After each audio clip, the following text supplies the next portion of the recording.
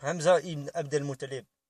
Hamza ibn Abd al-Muttalib est non seulement l'oncle du messager d'Allah, sallallahu alayhi wa sallam, mais aussi son frère de lait. Ils avaient vécu ensemble, grandi ensemble, joué ensemble dans leur enfance. Mais dans leur jeunesse, leur chemin s'était séparé. Le neveu s'étant consacré à la méditation et l'oncle au bienfait de la vie. Toutefois, Hamza avait toujours à l'esprit les qualités intrinsèques de Mohammed, sallallahu alayhi wa sallam. Un jour, Hamza sortit de chez lui, comme d'habitude, et se dirigea vers la Kaaba. Là, il s'assit avec des notables de Quraysh, qui parlaient avec intérêt et substitution du prophète, sallallahu alayhi wa sallam. Remarquant leur inquiétude et leur ressentiment, il se moqua de leur jugement, le qualifiant de démesuré. Quand il se retrouva seul, il s'en alla dans ses réflexions sur la cause de son neveu. Avec le temps, les Qurayshites haussaient le ton pendant que Hamza surveillait de loin le cours des événements. L'assurance de son neveu l'éblouait pourtant. Il connaissait bien depuis l'enfance. Puis le jour J arriva. Ce jour-là, Hamza prit son arc et sortit à la chasse, qu'il aimait pratiquer.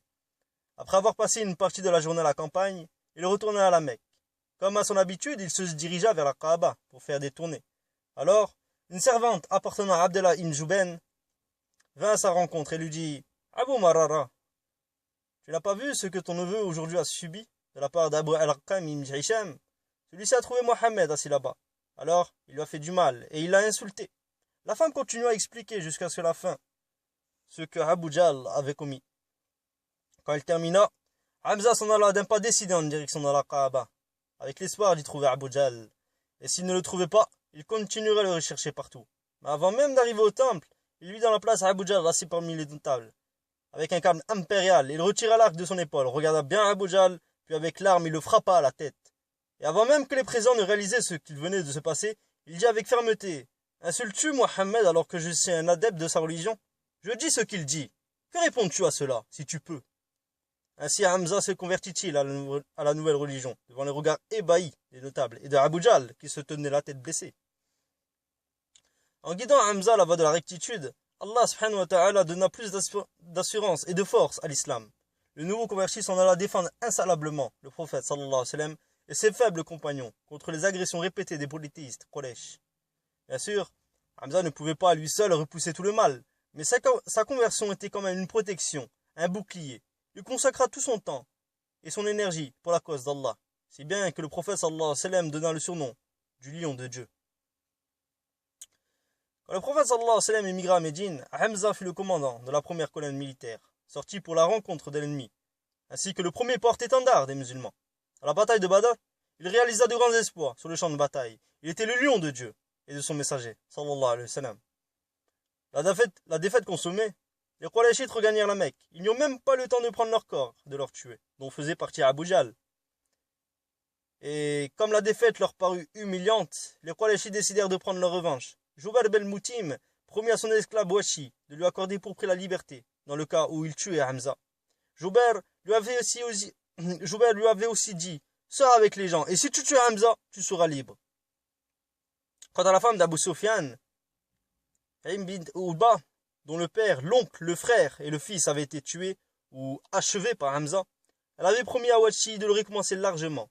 Elle lui avait dit, en portant la main au bijou qui pendait à son cou, « Tout cela sera à toi si tu tues Hamza. » Les préparatifs terminés, les polythéistes de Quraysh se dirigèrent vers Uhud, un lieu tout près de Médine. Là, les deux armées se rencontrèrent. Hamza y était présent. Il avançait résolument sur le champ de bataille et éliminait de son sabre tout polythéiste qui venait se mesurer avec lui. Les musulmans allaient à une victoire éclatante puisque les Qurayshites se repliaient vaincus. Les archers désertèrent la position, d'où ils tenaient le respect de la cavalerie des Qurayshites. Ils descendirent du champ de bataille en vue du butin. C'était là une erreur irréparable. Les cavaliers Qurayshites réussirent à éliminer les quelques archers qui n'avaient pas voulu quitter leur position. Puis, ils surprirent les musulmans. La situation se retourna et les Qurayshites prirent le dessus. Hamza redoubla d'efforts, tandis que Washi épiait en attendant le moment propice pour le frapper de sa lance. Washi avait laissé ce témoignage. Étant un Abyssinien, je tirais bien à la lance. Je ratais rarement ma cible. Quand les deux troupes s'étaient rencontrées, j'ai cherché Hamza, et je l'ai trouvé au milieu des protagonistes. Avec son sabre, il abattait ses ennemis. Personne ne restait debout après son passage. Par Dieu, moi je me préparais car je le voulais. Je me cachais de lui derrière un arbuste, en attendant le moment de l'attaquer. Mais voilà. Sibaha ben Abdel Ouza qui s'est avancé. Hamza lui a dit fils de coupeuse de clitoris, viens par ici. Puis il le frappa d'un coup à la tête. À ce moment-là, je tins bien ma lance, après avoir bien visé, puis je la tirai. Elle alla frapper au bas de son ventre. Il tomba, puis se releva pour venir vers moi.